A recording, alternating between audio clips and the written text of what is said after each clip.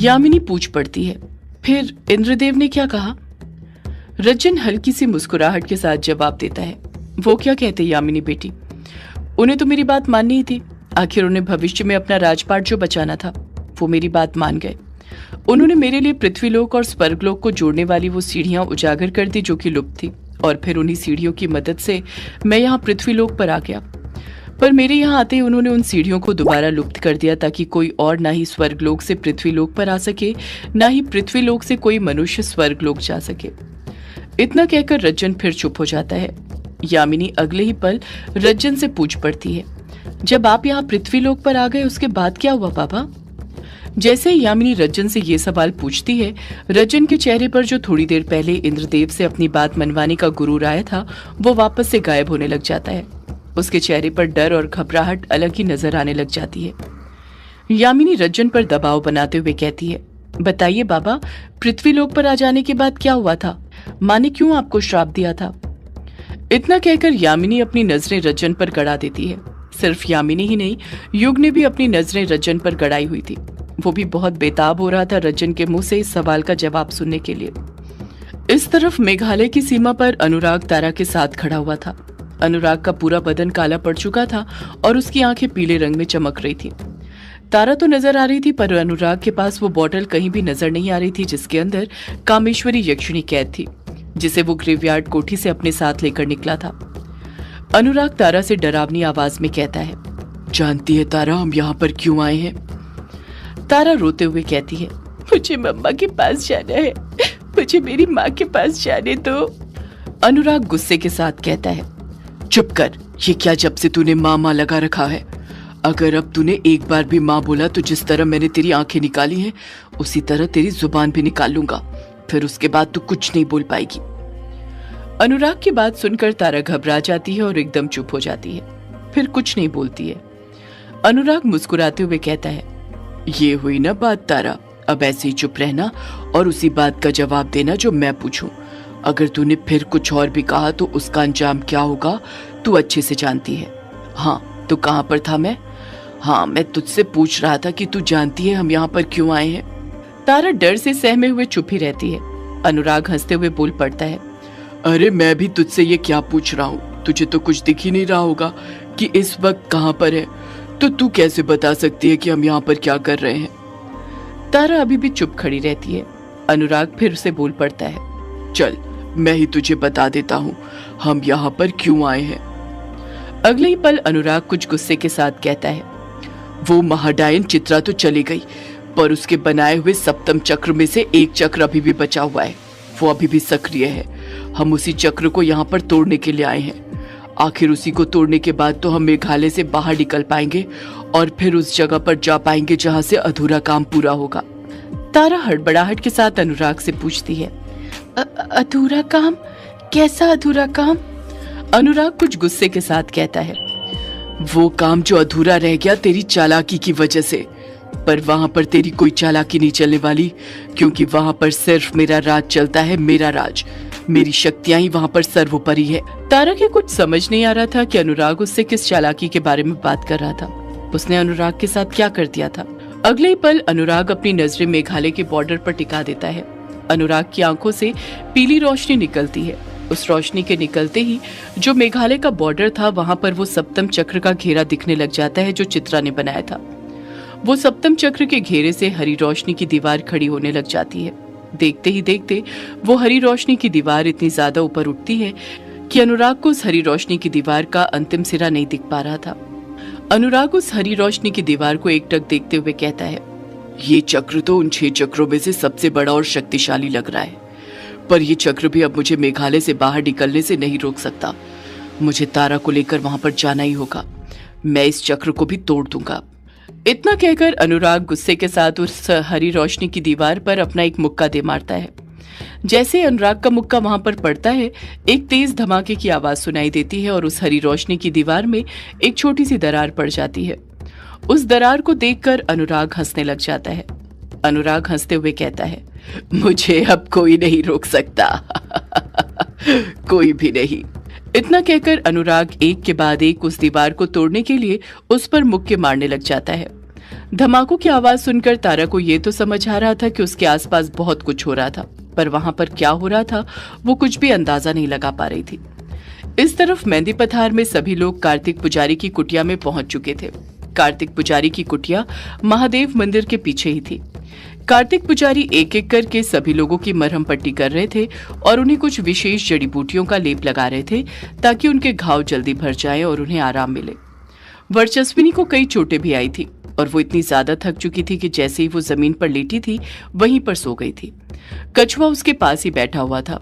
उसकी गोद में वर्चस्विनी का सिर था और वो बड़े प्यार से उसके माथे पर हाथ फेरे जा रहा था।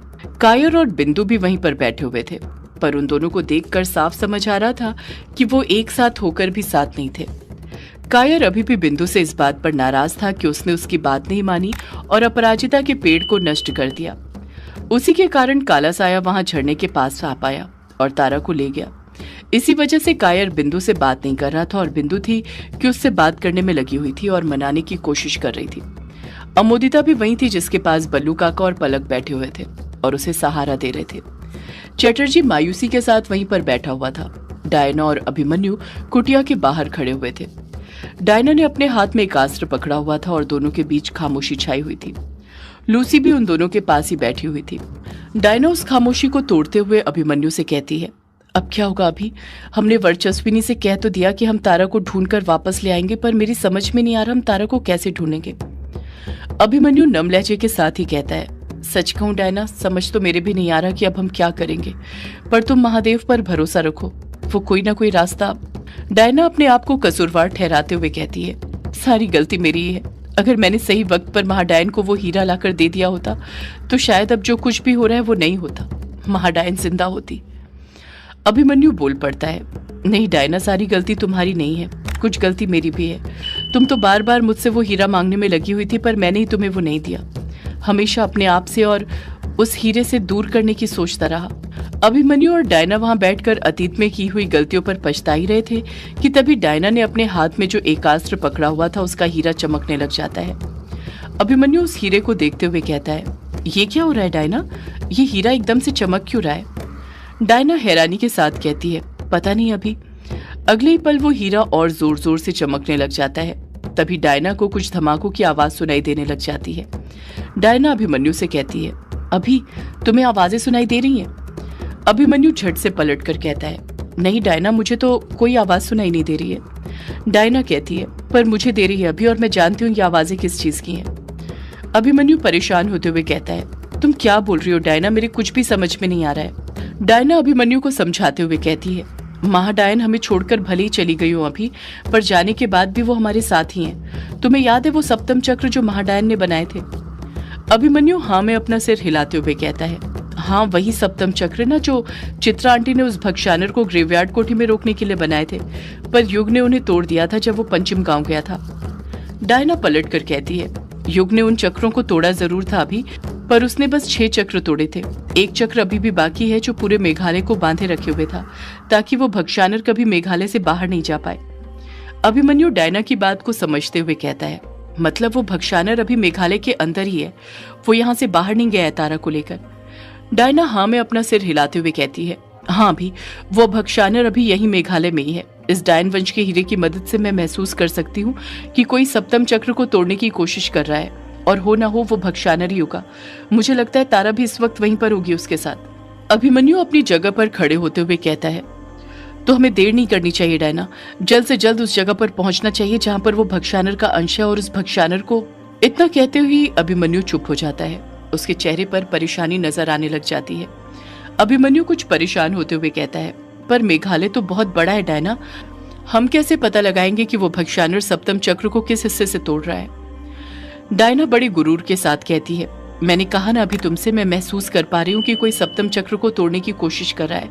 शायद ये सब इस एकास्त्र में लगे हीरे के कारण हो रहा है, और मैं ये भी महसूस कर पा रही हूँ कि कोई उस चक्र को पश्चिमी मेघालय की तरफ से तोड़ रहा है। मुझे वहीं से धमाकों की आवाज सुनाई दे रही है। अभिमन्यु कुछ सोचते हुए कहता है, पश्चिमी मेघालय का बॉर्डर जहाँ पर है वहीं पर अंतिम गांव फूलबारी है, हमें वहीं पर जाना चाहिए। वहीं पर मेघालय असम का बॉर्डर भी है जहाँ पर ब्रह्मपुत्र नदी है। डायना अभिमन्यु की बात से सहमत होते हुए कहती है, तुम सही कह रहे हो अभी, मुझे भी यही लगता है। हम वहीं चलते हैं, मैं यामिनी को भी बुला लेती हूँ। वाचिक जुगनू वहीं पर उड़ रहा था। डायना अपनी शक्तियों से उस वाचिक जुगनू को अपने पास बुलाती है और उससे कहती है, यामिनी, भक्षानर के अंश का पता चल गया है।